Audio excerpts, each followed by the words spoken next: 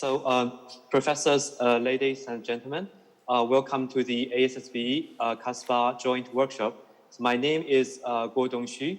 I'm the regional head of East Asia at AACSB. So it's my pleasure to be the MC for today's workshop. The topic today is value of local and global accreditation in South Korea. We invite guest speakers and panelists from both AACSB and our accredited business schools in Korea. So first of all, let's welcome Professor Park Yong-yuk, President of the Korea Academic Society of Business Administration, KABEA, to give us a welcome remark. Welcome. Yeah, good afternoon. I'm Professor Yong-yuk Park of School of Business, Yonsei University in Seoul, Korea. And I am the president of KABEA, the Korean Academic Society of Business Administration. Founded in 1956, the KABEA is one of the largest academic societies in Korea, consists of more than 9,000 members, including academic professionals and corporate members.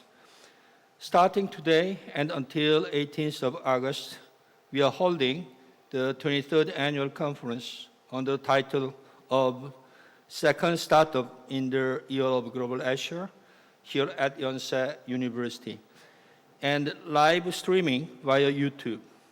On behalf of KABEA, it is my huge pleasure to invite all of you to the conference. Last February, the Korean Association of Business Education Accreditation, KABEA, and the Association of Advanced Collegiate Schools of Business, AACSB, signed a Memorandum of Understanding. Based on the MOU, both KABEA and AACSB are continuously discussing about improving the ways to accredit business education. It is expected that today's workshop will suggest significant agendas on improving business education to the Korean Academic Society of Business Administration, KABEA, the Association of Korean Business Schools, and many business schools and related institutions in Korea. Today, the first industrial revolution and the COVID-19 pandemic are the two leading forces that are requesting for the new paradigm. While industrial revolution has accelerated the transformation of the contents of business education, the pandemic is asking for new ways of how we deliver those contents. Never had experienced such difficulties since World War II. Business education is facing the biggest challenge. It is inevitable to develop a new growth engines in accordance to the two forces mentioned earlier. Thus, business education is important more than ever. However, due to the inconvenience followed by business education accreditation process, many have avoided business education accreditation. In order to eliminate such inconvenience, global institutions such as AACSB and regional institutions such as KABEA should cooperate with each other, coming up with effective measures to further develop business education. Globalization, which has been stimulated since 1990s, is put in the fiscal disconnection amid the pandemic crisis.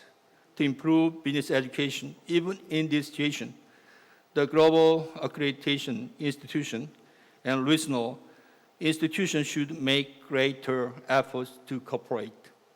I would like to express my appreciation to Jeff Perry, the Executive Vice President and Chief Officer Asia Pacific of AACSB, and Im Sang-hoon, the President of KABEA, for arranging the workshop on the changing environments and business education.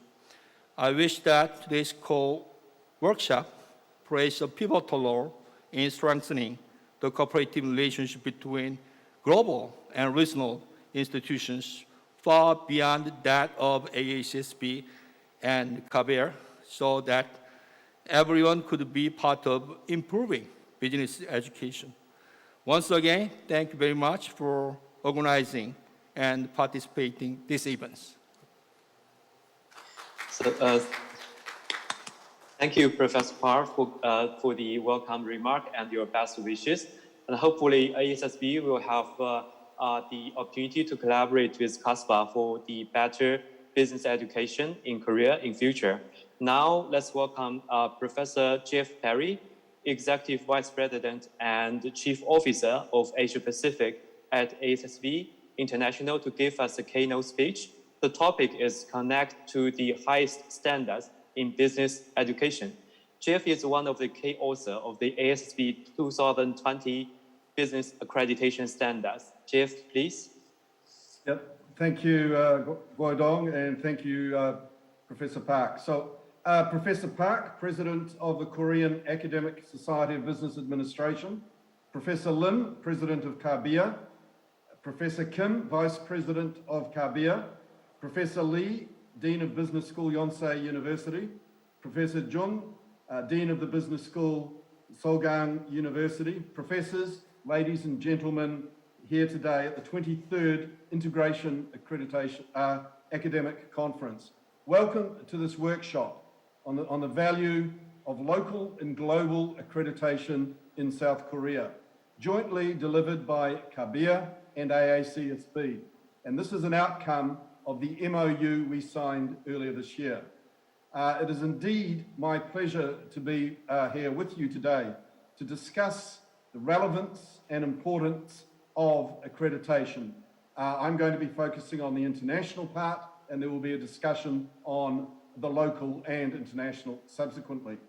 In fact, I note this afternoon that the AACSB board chair, Jikyong Kang, who originates, of course, from Korea, will be presenting at one of the sessions. Could you just give me a minute while I bring up my slides?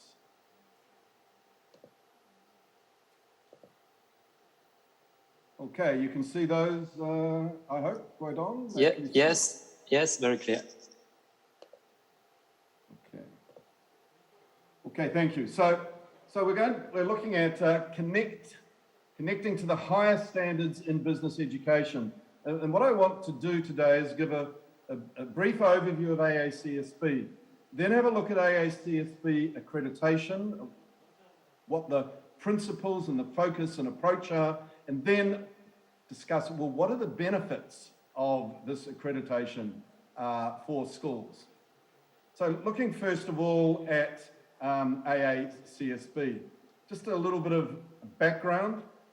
We are the oldest, the largest, and the preeminent business education alliance in the world. We started in 1916. It was started in North America. The first accreditation standards were in 1919, and then in the late 1990s, AACSB went global and transformed from being a US North American organization to a truly global organization. We're now in more than 100 countries and territories, and we have offices in Tampa, that's the head office, in Amsterdam, that's the EMEA, Europe, Middle East and Africa office, and in Singapore, which is the headquarters of the Asia Pacific office, that's where I'm based. But we also have outreach people based in Shanghai, and that's Guodong Zhu, who's the moderator of the session, and in Mumbai in India. So just briefly a little bit about us. If we look at our mission is to foster engagement, accelerate innovation, and amplify impact in business education. And so engagement, innovation, and impact are what we call our pillars, and our business school members have those as their pillars. And our vision is transforming business education for global prosperity. In other words, business as a force for good. But what is actually key about AACSB is we're volunteer driven.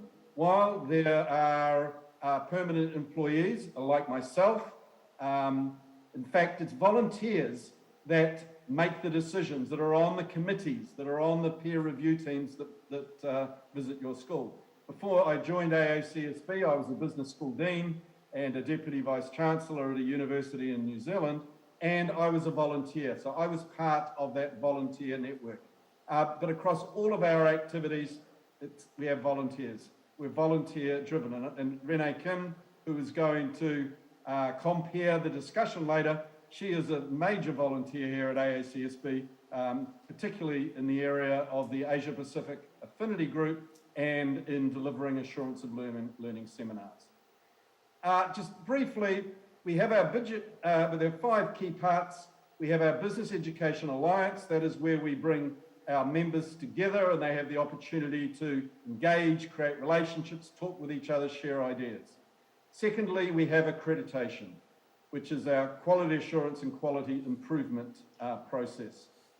We have the deepest and biggest database on business education in the world. And all of our accredited schools fill in an annual survey, and we have other quick take surveys as well that underpins this data. We also play a role in advocacy and awareness, that is raising an awareness throughout the world of the value of business education to society, to the students who study it, to the communities they come from. And we run learning and development workshops that are both in the area of accreditation and more broadly in providing opportunities for business schools to develop and upskill. So AACSB, we're a connector and convener. We bring together learners, educators, and business practitioners. We bring you the thought leadership from our schools. We bring you insights and summaries from our data about what is going on. And we provide quality assurance through accreditation. So you can see on the right hand of the screen some of the reports that we've put together over the last few years in the thought leadership space. So if we look at the world map, you can see the dark green and the light green, that's where we are, where we've got members. The dark green is we've got accredited members. And so you can see our coverage is actually quite good. So we have 1,780 members overall, as I said, in over 100 countries. We have accounting accreditation, 188 schools accredited with accounting accreditation, 901 with business accreditation. While accounting accreditation has been initially mainly in North America, it is starting to grow in EMEA and in the Asia Pacific as something of real value for business schools alongside business accreditation. If you look at the last 3 bullet points to give you a sense of the scale of this impact. We keep jumping on. That there's estimated that there's $47.4 billion US combined operating budget, averaging $29.2 million USD per member school. Across our members, about 162,000 full-time equivalent faculty and nearly 5 million enrolled students. And just to look a little bit at the numbers here, you can see our total education members. Those are business schools or the universities are in 1,633, and Asia Pacific has 24% of those. In accredited schools, there are 901. Now the Americas is still the most because it's been going the longest with 586, but Asia Pacific has 152. And the 901 represents 5% of the world's business schools. But if you look at the accreditation process, you can see the major growth is in Asia Pacific at 33% and in EMEA. So the major growth in accreditation is the recognition of quality schools in Asia Pacific and EMEA. And if you look at membership, there is now 54% of the membership is outside of North America. And in Korea, we have 18 members, and currently all of those members are accredited. And if you want to know who they are, there they are. You can actually go to the AACSB website, go to accreditation, and there you can search by country, and you'll get a list of all of the accredited schools by country, which is where we've drawn that from, and you can see it's certainly a high quality group of schools that we have. All right, so that's background on us, on AACSB. Let's now talk about accreditation. What is absolutely key in accreditation is that it is mission driven, and this is really important. As a global organisation, there needs to be a recognition of the diversity of schools, and this comes through in the mission of the school. The mission drives the profile of faculty and professional staff you have. It drives the types of programs, research and outreach you do. It drives the outputs you produce, say a graduate or research outputs, and that leads to impact. But it's the mission that is at the core of the AACSB accreditation approach. And as I mentioned earlier, in accreditation there are these three pillars. Engagement, that is quality good business schools their students have academic engagement and professional engagement, and schools are engaging externally. Innovation, that schools are driving forward, that they're improving, they're not standing still, and that they're making a difference. Schools need to be making a difference to their students and to the society in which they are based. So a quality business school in AACSB, you can think of three parts. There's expectations. The expectation is a quality business school has a strategic mindset, and currently now, of course, that needs to be agile. They have a collegial environment. That means that it involves stakeholders, faculty, students, alumni, and whichever external stakeholders are important in the life of the school. They come from good processes and systems, strong leadership, and that doesn't just mean from the top, it means throughout the school, an organisation that supports what they're trying to do, and institutional support and resources. That is, the university supports the business school and what it's trying to achieve. And the key elements of quality teaching, evidence of learning by the students, the learners in the school. A curriculum that's relevant and appropriate now and preparing students for the future. Scholarship that's making a difference, and engagement with the business community. Business schools are professional schools, therefore they need some engagement with the business community. And by the business community, we use that as a superset that includes business, that includes government, includes non-for-profit, includes community groups as well. So that's the framework of a quality school. And what's the key aspects in it? Well, it's mission-driven, as I mentioned. It recognises and high-quality schools. Continuous improvement is a feature of it, the idea that schools are not standing forward, they're always improving. There are standards, and in the 2020 standards, we have 9 standards that need to be met. The accreditation recognises that there are local, regional, and national contexts. It's not a cookie-cutter model that says you need to match one model of a business school. It's about a quality business school, which can be quite different depending on those different contexts. The activities of the school and the resources should align with the mission and help achieve that. Again, that point about engagement, innovation, and impact. And it's an internal and external review process. Basically, in accreditation, schools do a review of themselves, and then an external peer review team comes in and does a review as well. And then once you're accredited, 5 years later, there's a renewal process, so every 5 years.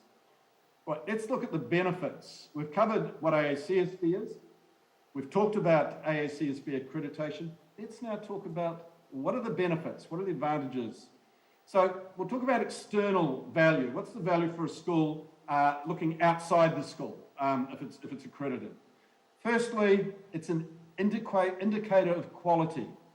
And it's not the school saying it's high quality, it's peer reviewed against international standards. So it's good for the image of the school and for the rankings of schools. In fact, if you want to get your school into QS rankings, you need to be accredited by one of the major accrediting bodies, including AACSB. It leads to credibility in a time of accountability. To have this external evaluation helps the credibility. It can increase brand equity of a school. There's evidence that the employability of graduates is enhanced, and that so professional bodies and government bodies recognise the value that AACSB accreditation gives those schools. It helps the mobility of graduates and faculty members. There are schools in the world who, when they're hiring faculty, will only hire them if they have been educated at a AACSB school. They got their PhD there. It creates opportunities for domestic and global partnerships. There are over 1,600 business school members in AACSB, and it creates these opportunities for programs, joint programs, student exchange, research collaborations. It's a really powerful connecting opportunity. It increases the marketability of programs. I know as a dean in New Zealand, with over 30% of my students were international, being able to say we were AACSB accredited gave us a standing in the international student markets. And in a time when accountability is so important for stakeholders, this helps provide accountability to a school. So that's the external value. What's the internal value? Well, it requires the school to have a strategic orientation and to do some benchmarking. It provides a framework for continuous improvement, and it's a powerful framework. Many schools get involved in accreditation because they want those external things we talked about, the credibility, the quality stamp, but they find as they go through the process that the framework really helps them think through what they're doing, align their activities, and improve that. It has a focus on student learning outcomes and on the research performance of the school and its faculty, and it helps the school improve those. It can lead to process re-engineering within the school to improve, to help the school improve the contributions that it is making to educate its students, to grow its research, to connect externally, and to have an impact. And it leads to a degree of consistency, sometimes in process, because change is necessary, and continuous improvement review means change, but consistency, and there's a focus on quality, there's a focus on improvement, etc. And sustainability. It helps the school remain sustainable. It's because of this strategic focus. And when we accredit a school, we look back 5 years to see what a school has done to show they've met the standards, and then we look forward 5 years. So we're accrediting 5 years forward, and part of that is seeing what the school plans to do in that time. And it helps schools become more data-driven, to lead to data-driven decision-making. Because of the kind of information they need to collect and analyse as part of the accreditation process, it actually helps them enhance their data collection, data analysis, and how data informs their decision-making. So that's what we say. Now, what do some externals say? So firstly, GMAC did some research, and 3 numbers here. So 77% of combined alumni from AACSB accredited schools agree or strongly agree that the education prepared them for leadership positions. That's powerful. And 75% of alumni agree that their graduate education prepared them for their chosen career. And over on the right-hand side, 85% of alumni agree that obtaining a graduate business education from their school made their professional situation better. And The Economist in 2019 said that 93% of The Economist's 2019 top 100 full-time MBA programs are in AACSB accredited schools. And Guidong Zhu and myself, with Leanne Chin, who's a senior accreditation manager in the office, we ran a survey through a group of Japanese business school deans to ask them, what is the value? And basically, profile, reputation, differentiation, and improvement. So it picks up those things I talked about earlier. And the top aspects, they said it improves the quality. It's a quality stamp for external stakeholders, and it improves those internal systems and processes. Those are rated very important. And so if we add on those that are important as well, enhance the reputation, distinguishes my school, helps align faculty and staff with the school's strategy. The process provides constructive advice for the school, and it develops innovative initiatives. So you can see the comments from GMAC, The Economist, and the survey of Japanese business deans point to those factors that I was talking about. So if we sum it up, why are schools pursuing AACSB accreditation, which is an international accreditation? Okay, so to gain status internationally, it opens doors and build global partnerships. It is a prerequisite, as I said, to entering global, well-known ranking systems. So schools looking to have that international profile, it is really, really powerful. Secondly, to provide a framework for continuous quality improvement that is aligned with the school's mission and goals. So that's, as you go through the process, it really does help the school improve what it's doing, and with the continuous improvement review cycle every 5 years, it keeps that going. And it's principles-based. That provides flexibility. It means there's more of a focus on the outcomes and the impacts rather than a strict focus on a particular input. It's mission-driven, and the principles-based, mission-driven approach provides flexibility for schools to remain relevant to the local context while achieving global standards and learning from the global best practices amongst peers. Okay, so thank you.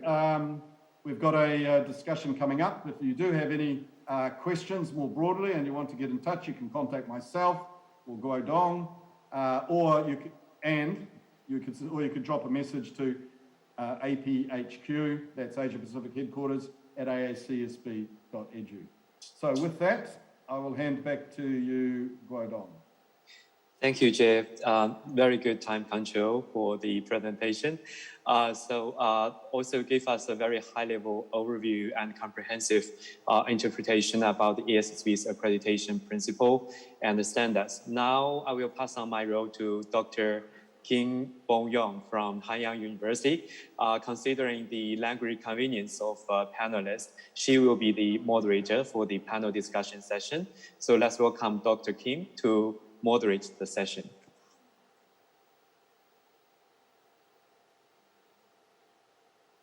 Okay, thank you, Guo for introduction. So let me start. So good afternoon, everyone. First of all, thank you for inviting me to this special panel session as a moderator. Let me introduce the panels in this session. We have Professor Lee Ji-man, who's the Dean of Business School at Yonsei University here. And then we have Professor Kim Jong-woo. He's the Vice Dean of the Hanyang Business School, and he's also KABEA Accreditation Director at Hanyang. And also, we were supposed to have a Professor Chun Sung-yul, who's the Dean of Business School at Seogang University, but he's not here for urgent matters. So I will be reading his comment at the end, okay? So it is great to see the mutual effort between AACSB and KABEA to collaborate on sustainable management of Korea's business education quality. So in this session, we're going to be talking about three things. First, value of local and global accreditation of the Korean business schools. And the second, alignments and the difference between the global and local accreditation principles and the standard. And then if there's any kind of advices to the schools, the Korean schools who's not yet accredited but wish to do. Oh, by the way, let me introduce myself as well too. My name is Renee Kim. I'm currently in charge of AACSB Accreditation Committee at Hanyang University Business School. I have been involved with this Hanyang's accreditation matter since the beginning in 2007. And also, as Jeff mentioned, I'm volunteering for AACSB as the leader of Asia Pacific Regional Network since 2014. So connecting the community members for Asian business schools with the regular affinity group sessions at various AACSB conferences. And also, I'm mentoring one of the Asian business school at the moment. Okay, now, so without further ado, I'm gonna hand it over to Professor Kim Jong-woo, who's going to be presenting his slides. Professor Kim? Yeah, I want to share my slide first. Okay, so today I want to talking about the value of local and global accreditation in South Korea in KABEA perspective. Right? So I'm a professor of the School of Business at Hanyang University, and also I'm working for the KABEA as an accreditation director. Okay, so I prepared 4 sliders. First thing is differences of the global and local accreditation from business school perspectives. Okay, so there are global accreditation and there are local accreditations. I think there are some different advantages. First one is global accreditation advantage. I think Perry already, right, talking much about that. Anyway, it is good for global reputation and good for global collaboration and good for recruiting international students and good for align with the global business education trend, right? So there are many benefits. Also, local accreditation has advantages. First one may be lower cost alternative, right? It is more cheaper one and easy to accreditations. That means lower barrier to access. And also local accreditation has good for the local networking with the industry. And KABEA is the only government certificated organization to accredit business education. So there's some authority. Okay, so before talking much about the accreditation situations, I want to talking about the business school situation in Korea, right? So there is negative factors and there is positive factors. One of the most important negative factors is declining college admission populations. I think that is a very mega trend, but it's very important factors. And second one is government tuition control, right? So in Korea, government control, tuition, that means university not easy to raise their tuition fee. Third one is college financial hardship. That is due to the second, factors. And first one is a decrease MBA applications. So that is one of the problem of the business schools. Okay, that is, I think, important negative factors. And about the positive factors, lifelong education trend is good for business schools. And second one is the increase in the international students in Korea. So that is a good factors in the business school in Korea. Okay, so I met many deans and professors during the accreditation process. They say they have some difficulties in the accreditation. So I summarize into the 4 items. First one is cost problems. Okay, so some universities, for example, Hanyang University and Yonsei University, maintain 2 accreditations, AACSB and KABEA accreditation. So they said that it is too cost, They must pay 2, cost together that make a burden.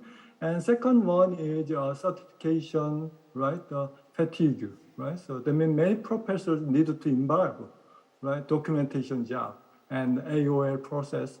They say that it is burden for them. So that is another difficult to enforce the accreditations. Third one is certification skepticism, So that is one thing, So we need to overcome. And first one is the standard inconsistency between AACSB and KABEA. So that is, I think, one issue, We need to discuss. And anyway, KABEA has a quite different, standard structures, but now we are changing it aligned to the AACSB standard. Anyway, it was a problem. Okay, so this is the last sliders, but even though situation is not so good, but I think the AACSB and KABEA need to collaborate. So that is a reason. First one is 2 organizations have different strengths and weaknesses. For the case of KABEA, I already mentioned that it is good understanding in Korean situation, local situation, and it is a good network with the industry and government and business schools and academic societies. So in Korea.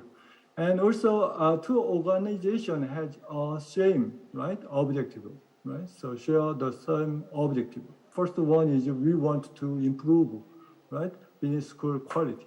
That is the same goal and alternative goals. by a tool, we want to using the accreditation. So it is just the same things. Okay, so I think we two organizations need to collaborate to reduce the accreditation burden of the business schools in Korea. So that is why we need to collaborate. Okay, that is a short presentation, what I think about the two organization collaborations. Okay, thank you.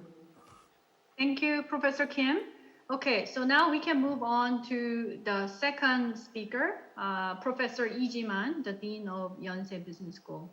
Professor Lee? I thank you for Professor Kim. Also, thank you for your excellent presentation, Jeff Perry. I could have a chance to understand AACSB and accreditation process very well. I want to explain the Yonsei University's situation on accreditations. Actually, we got the three kinds of accreditations. One is AACSB, second one is ACQUIS, the third one is Korean accreditations.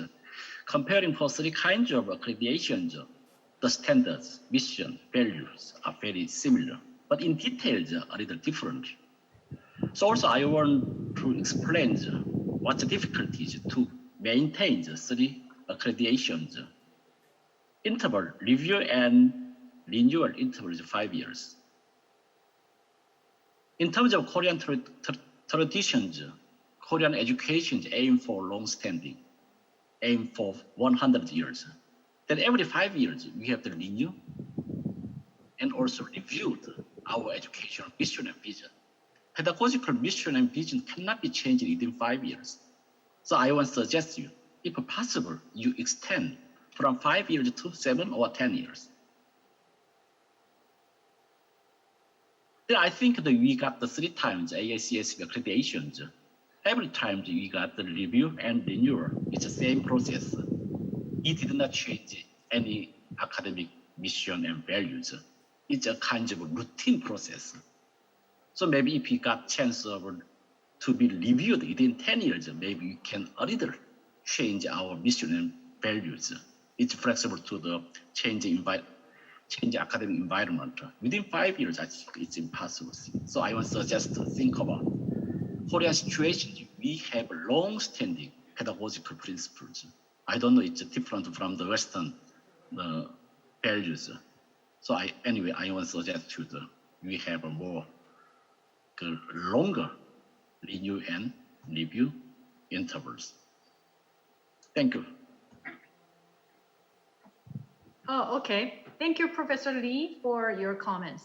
Okay, so let me talk about this issue in terms of 3 different aspects. The business education accreditation will be increasingly important in Korea in the future in Korea for the following reasons. First of all, the number of international students in Korea, especially Korea's business school, is increasing at a very high rate.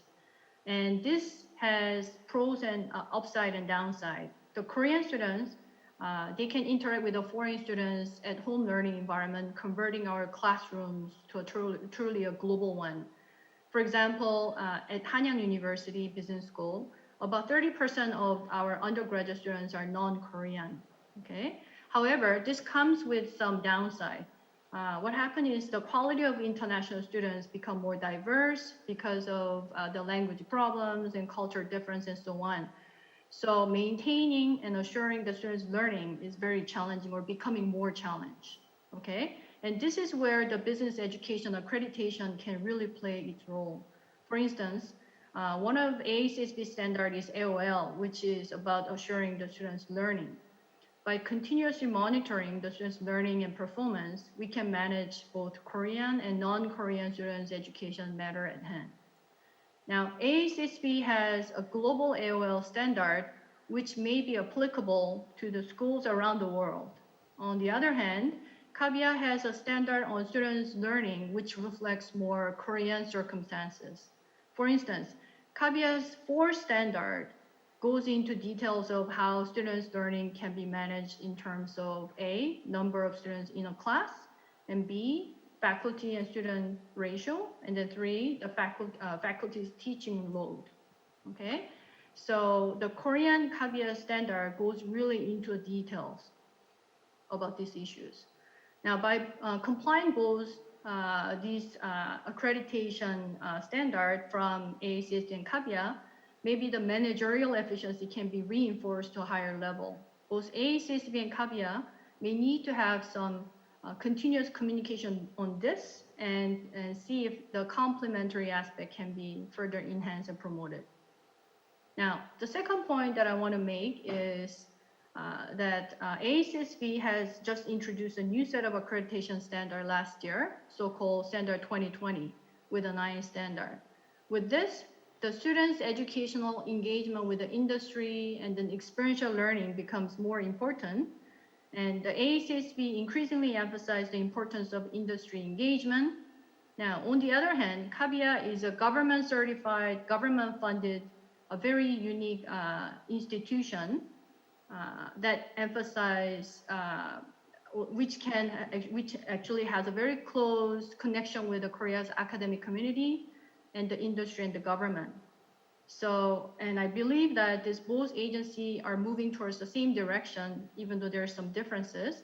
And KABEA can play a very key role in terms of connecting the business school with the industry and academia.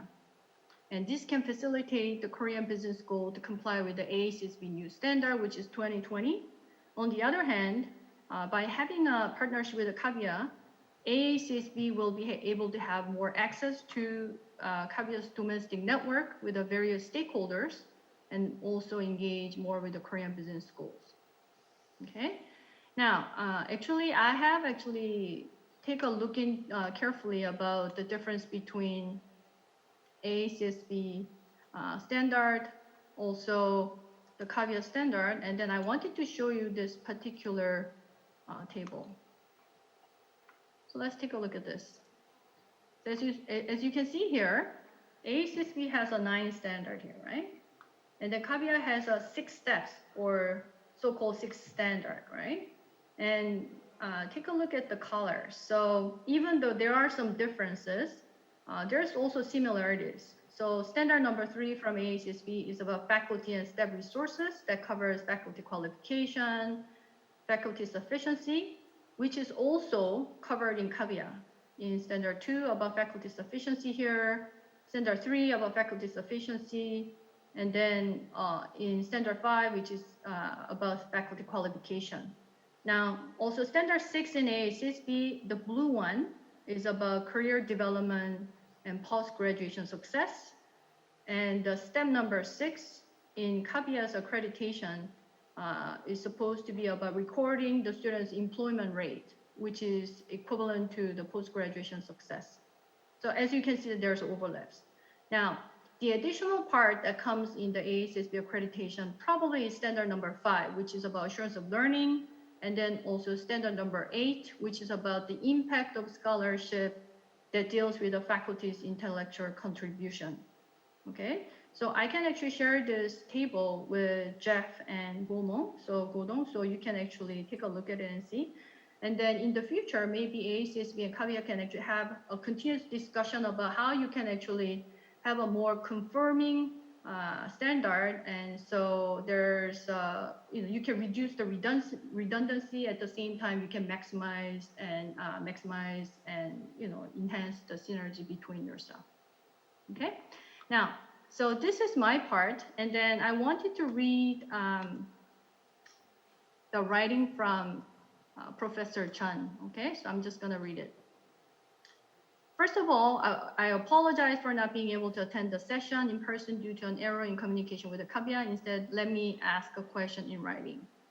Recently, online education has become very popular due to the coronavirus and the changes in the communication technologies. However, many universities are still searching for effective education methods in this new educational environment. As shown in AACSB's mission, which is to accelerate the innovation, and the strategy map that include the business education intelligence and learning development. Now, AACSB's main role is not only about evaluating the member business schools' research and education, but also to help them create and transfer knowledge more effectively in a changing environment. In that sense, I think it is necessary for AACSB to spread and share the best practice so that other member schools can benchmark them. Similarly, I think that it would be nice if this kind of best practice is provided in the final recommendation of AACSB accreditation review as well. For example, if AACSB recommend to a certain business school that AOL, the assurance of learning, closing the loop part need to be improved, then it could be very helpful if AACSB provide the example of other member schools that are good at closing the loop, so schools can learn from each other, from the best practice. That's the end of his writing. Thank you.